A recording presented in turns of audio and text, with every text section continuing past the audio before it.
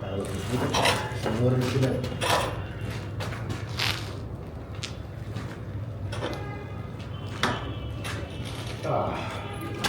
مساء الفل. احنا ما اتكلمناش كتير على الايفولف بايك، وناس لحد دلوقتي بتسال ايه هو الايفولف بايك؟ ده نوعه ايه؟ ده موتوسيكل ايه وايا كان. خلينا بس كده سريعا نقول قصه الايفولف بايك. كان ان احنا نفسنا يكون في حاجه براندد ايفولف وفيها روح ايفولف، فيها الحريه. هدف ايفولف ان هي تسهل عليك الفتنس وتخليك تحس ان انت الفتنس ده حريه ببساطه. فيعني ايه حريه؟ يعني موتوسيكلات. وبصراحه برضه عشان احنا بنحب الموتوسيكلات من الاخر كده. فالموتوسيكل ده ببساطه يا عزيزي المشاهد نوعه اورال. ممكن تكون انت مش عارف ايه الاورال. الاورال دوت موتوسيكل روسي. وطب هل في موتوسيكلات روسي في مصر؟ بص ببساطه الاورال هو ده. عارف انت الموتوسيكل اللي بسنكار او بسايد كار بتاع الجرايد؟ ده هو من غير السايد كار بتاعه. ده موديل 84. فالجاب شكله ما كانش عامل كده خالص، شكله كان زي الصوره اللي قدامك دي اول ما الجاب ببساطه. بعد ان هو يبقى شكله ايه؟ جديد، روش، اجريسيف وفيه روح هدوء. طيب دلوقتي بقى الموتوسيكل ده بيدور ازاي؟ عشان في ناس كتير، احنا كنا اصلا في الايفنت بتاع الفت كنا عاملين مسابقه، اللي يدور الموتوسيكل خلال دقيقه هياخد توب 1. فتعالوا كده ايه، عشان الموتوسيكلات القديمه ما كانش بقى فيها مارش والكلام ده كله، فتعالوا كده ناخدكم توتوريال 101 للموتوسيكلات. بسم الله. اول حاجه انت لازم تتاكد ان المحبس بتاع البنزين مفتوح. عارف انت في الاول كانت الترومبه بتحضر والكلام ده كله، مفيش الكلام ده في الموتوسيكلات القديمه. تاني حاجه لازم تفتح الشفاط او الكربراتير، واحنا عندنا هنا جوز كربراتير لازم يا عزيزي المشاهد ان انت تفتحه. ثالث حاجه لازم تحط المفتاح، ولكن ما تدوروش 100%. يعني تحط المفتاح وتديله تكه واحده، بتحضر فيها المنافله سنه سنه لحد ما تحس ان هي بتتقل تحت رجلك. لان انت لو ما عملتش كده ودورت على طول، المنافله دي ممكن ترد في رجلك تكسرها لك. فانت سنه سنه بتحضر الموتوسيكل او بتحضر المنافله بتاعته لحد ما تحس ان هي بتتقل. تدي بنزين كده كم مره، قوم مدور بقى الموتوسيكل فاتح المفتاح ببساطه، قوم يا باشا نودي.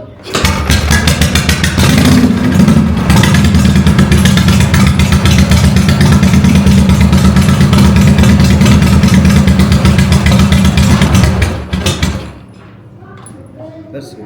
المفروض ان انت تمسك له شويه عشان الدنيا برد، بس ده كده كان توتوريال سريع ان انت ازاي تدور الموتوسيكل للناس اللي كانت بتسال. دلوقتي احنا عندنا تصوير لحاجه المفروض هتنزل، والحاجه دي انت هتعرفوها دلوقتي، بس الحاجه دي الناس كانت طالباها. فتعالوا نشوف. كان لبن يا روح.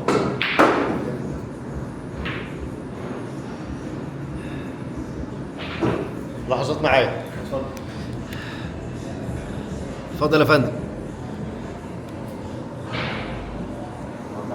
هنا جوه هنا. ماشي. لو جد.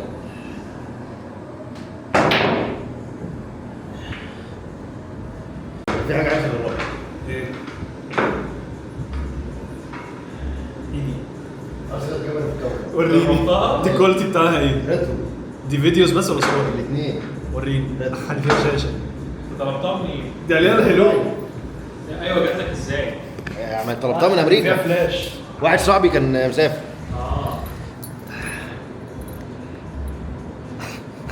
هي كده صورت؟ صورت هي ما فيهاش شاشه؟ فيها شاشه. لا والله. بس مش بتبين ان انا صورت خالص. عايز تصور فيديو دوس لونج بريس؟ لا فوق وصور فوق والبطن مع بعض يعني؟ لا تك تك. ايوه كده فيديو. بس بتقول لك ان هي ريكورد. فيها مايك؟ متهيألي لسه ما وصلتش يعني، بس محتاجين نكتشف. سيد نوكس. هالي مايكرو اس دي. مايكرو اس دي. مايكرو اس دي اصغر كاميرا في الكوكب.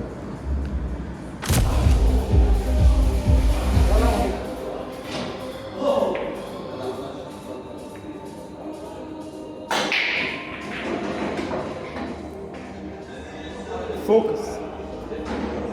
ده ايه الخطفه اللي انت عملتها دي عشان ترانزيشن لا الحركه لذيذه، بس هو فوكس فوكس في الشلاحات. فوكس في الاخر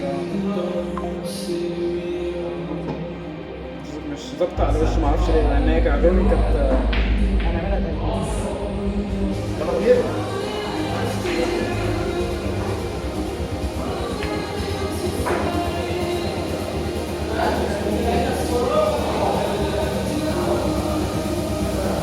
لذيذه دي حاجه.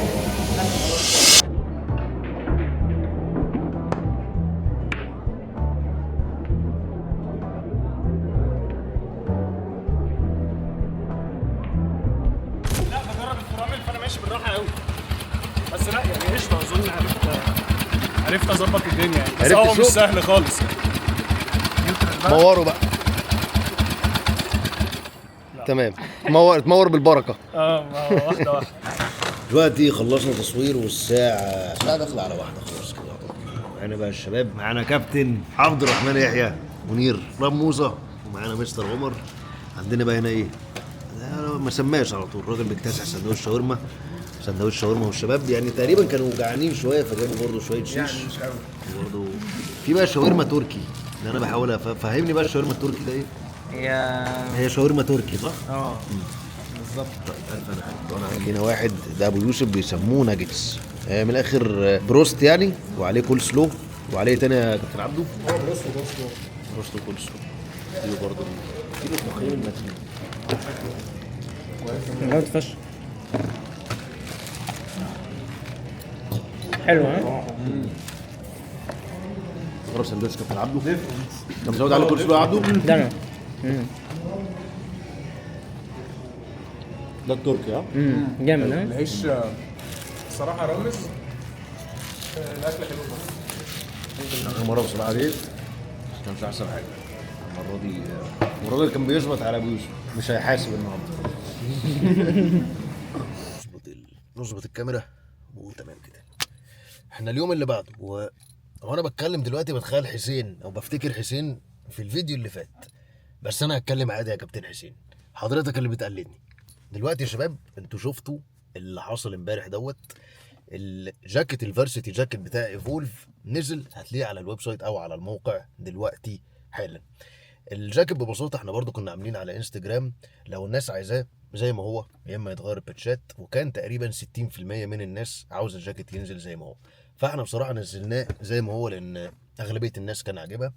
الكميه بتاعت الجاكيت اللي موجوده محدوده جدا، وفعلا المره احنا مش بنهزر، فعلا الكميه محدوده. احنا عملنا كميه قليله كده، والجاكيت ده ببساطه كان معمول عشان كان عاجبنا وكنا عايزين نعمله احنا لينا شخصيا، فبعد كده الناس طلبته فبالمره يعني. بص قبل اي حاجه، انت اكيد مش عارف سعر الجاكيت لحد ما تدخل على الويب سايت. هتخش على الموقع وفعلا انت مش هتصدق ان السعر ده فعلا ممكن ينزل بيه بالجوده ديت. هنستنى طبعا كل واحد يجربه، وطبعا ممكن تستعمل الكود ايفولف تاني عشان تاخد 10% خصم على الجاكيت بتاعك. وحاجه كمان للناس اللي كانت بتسال، الهوديز الثلاث الوان رجعوا تاني في الستوك لو انت عايز تلحق ببساطه قبل ما عشان يبقى الوينتر ار كده معاك جاهز، عشان الشتاء خلاص هي كلها بالكتير قوي اسبوعين وهيدخل جامد، فيبقى معاك حاجه تدفيك شكلها حلو تقدر تخرج بيها تقدر تتمرن بيها وهكذا.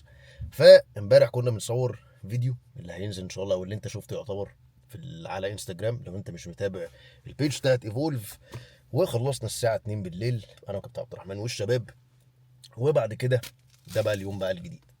صحيح الساعه 8 وحاسس ان انا فعلا كان عندي شويه حاجات بعملها، حاسس ان انا متبخر. وعندنا هنا بري جوت برضو رجع في الستوك الثلاث اطعمه، وعندنا تمرينه بوش كده خفيفه.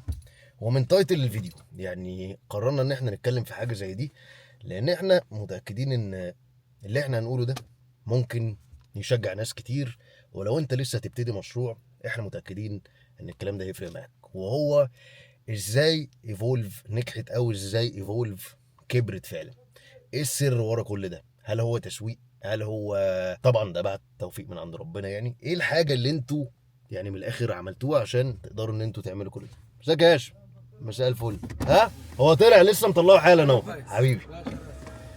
فايه من الاخر ايه من الاخر اللي انتوا عملتوه؟ ففي الفيديو ده احنا هنقول كل حاجه، احنا هنقول ايه الحاجه فعلا اللي احنا يعني عملناها عشان الحمد لله ايفولف تقدر ان هي توصل للمكانه اول حاجه اللي هي فيها دلوقتي. طبعا لسه في اكتر، بس الواحد لازم يبقى فخور باللي هو عمله. انا هاخد نص سكوب برضه او فوق النص سكوب بسنه، رغم انها تعبانه، بس من الاخر مش عايز النوم يروح في داهيه النهارده يعني بصراحه. ولا بقول لك ايه، انا كده كده ما شربتش قهوه كتير النهارده، فانا ودي سكوب كامله وخلاص.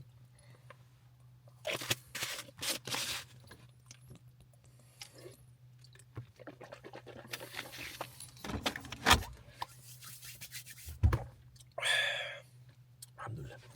وكان عندنا 3 تمرات متبقي واحده، ناخد دي ونخش التمرين.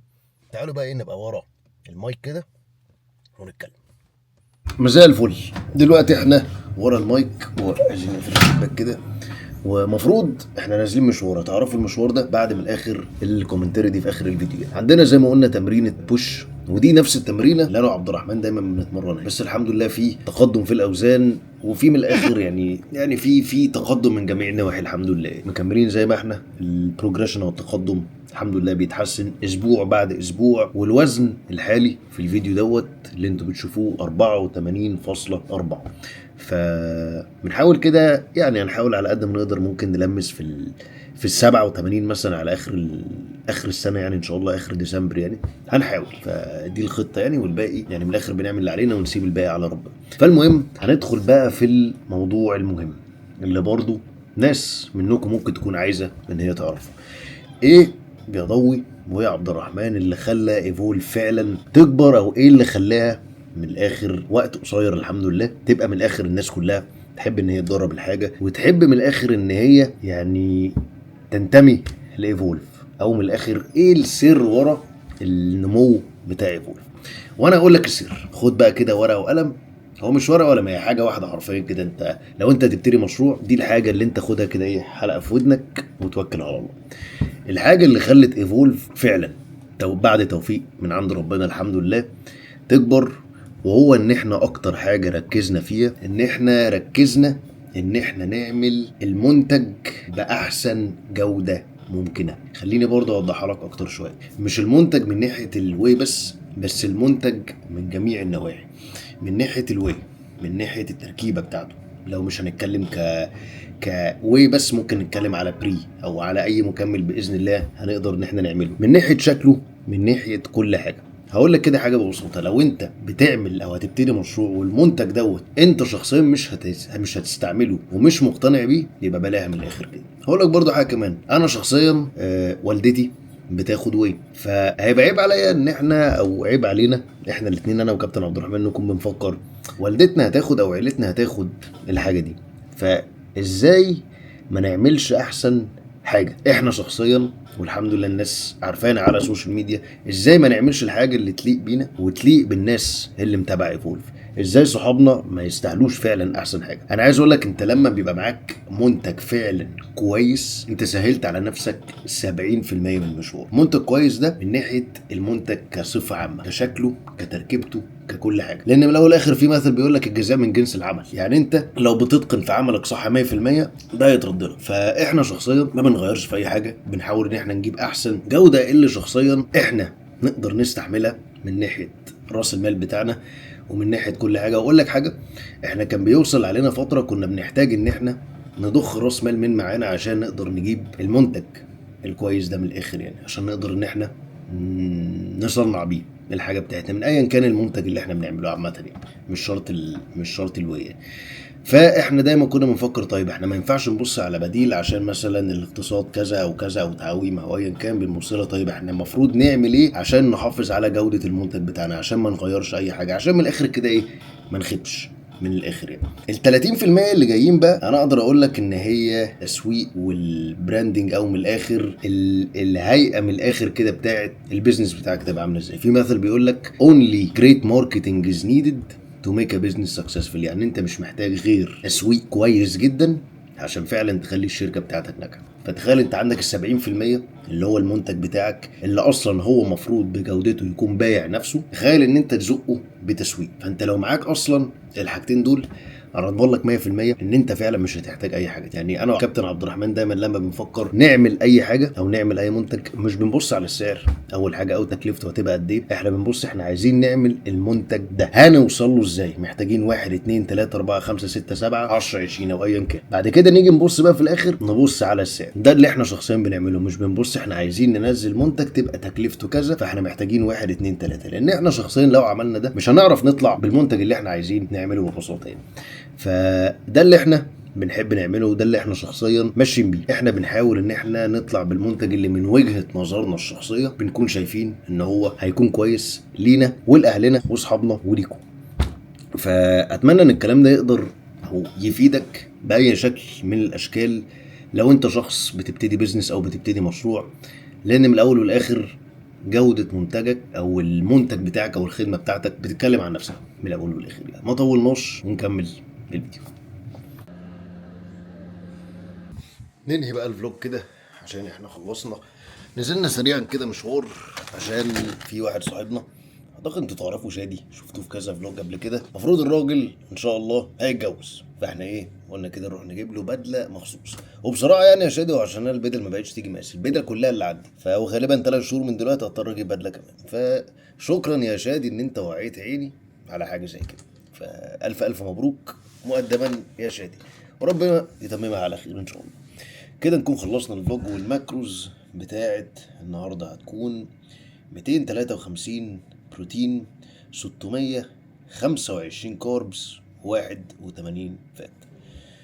انا مش عارف انا علفت الاكل ده كله ازاي النهارده بصراحه، بس الحمد لله يعني ربنا يثبتنا اهم حاجه يعني. وكده نكون خلصنا، واتمنى الكلام اللي احنا اتكلمنا عليه يكون ببساطه حاجه تشجعك لو انت هتبتدي شغل او هتعمل بيزنس او هتفتح مشروع، سواء حاجه ليها علاقه بمنتج او خدمه، ان انت تركز على جوده الحاجه، ان انت فعلا تركز ان انت عايز تطلع احسن حاجه ممكنه. لان زي ما قلنا الحاجه اللي انت هتبيعها او هتقدمها لو انت شخصيا مش مقتنع بيها، ولو انت حاسس ان انت شخصيا مش هتستعملها او عيلتك مش هيستعملوها، فنصيحه بلاش، او فكر ازاي تحسنها من الاول، بعد كده انسى، لان هتلاقي فعلا باقي الطريق كله سهل ان شاء الله. طبعا لو عجبك الفيديو ما تنساش تعمل لايك وشير وسبسكرايب، واهم من كل ده ان انت تدوس على الجرس اللي تحت عشان تكون من اوائل الناس اللي بتشوف الفيديوهات بتاعتنا. ولو في حاجه معينه عايزين ان احنا نتكلم عليها يعني يا ريت تكتبوها في الكومنت سيكشن تحت. لو عايزين ابديتس باللي بيحصل معايا انا شخصيا حتى من ناحيه التمرين او التغذيه او البروجرس اللي هو التقدم ببساطه في الفتره دي، يا ريت تكتبوا برضه نفس الكلام لكابتن عبد الرحمن. ونخش ننام عشان بكره عندنا شويه حاجات محتاجين نعملها. كان معاكم سيف الضوء من ايفولف، اشوفكم في الفيديو الجاي. السلام عليكم.